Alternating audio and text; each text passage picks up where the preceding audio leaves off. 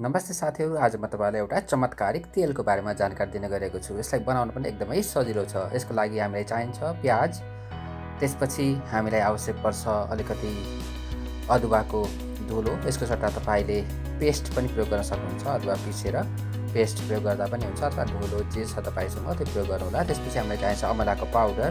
अमलाको पाउडर बजारमा उपलब्ध छ। तपाईले आयुर्वेदिक पसलहरुमा पनि यसलाई पाउन सक्नुहुन्छ सहजै रूपमा, अथवा अमलालाई सुकाएर पिस्न पनि सकिन्छ। त्यसैगरी हामीलाई मेथी चाहिन्छ र मेथी पनि एकदमै आवश्यक हुन्छ कपालको लागि। त्यसपछि गएर हामीलाई चाहिन्छ यो करी पत्ता, जुन जङ्गलहरुमा पनि पर्याप्त पाइन्छ। गाउँघरतिर यो प्रशस्त पाइन्छ, तरकारीमा पनि प्रयोग गरिन्छ करी पत्ता। त्यसैगरी यो एलोभेरा र यसलाई हामीले मसिनो टुक्रा पारेर यसरी राख्नुपर्छ। यी सबै सामग्रीहरू जुटाइसकेपछि यसलाई हामीले तेल बनाउन प्रयोग गर्नुपर्छ। यसको लागि हामीले शुद्ध तोरीको तेल आवश्यक पर्छ। मैले यहाँ 1.5 लिटर तेलको रेसिपी बनाउन गइरहेको छु। यो तेल एकदमै चमत्कारिक हुन्छ। यसको लागि हामीले पहिला एउटा भाँडो लिने, भाँडोमा तेल खन्याउने। यसरी चाहिँ ठुलो भाँडो चाहिन्छ, फराकिलो भाँडो।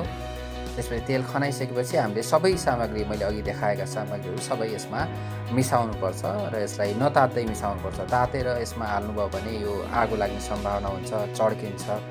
तेल तातिसकेपछि हाल्नु हुँदैन। सबै सामग्रीहरू जे छन् त्यो हल्का आगोमा बसाल्दा बित्तिकै हाल्दै पनि हुन्छ, अथवा आगो नबालिकन राख्दा पनि हुन्छ। सबै सामग्रीहरू क्रमैसँग अघि देखाएका सामग्रीहरू राख्ने र यसलाई घोल्ने।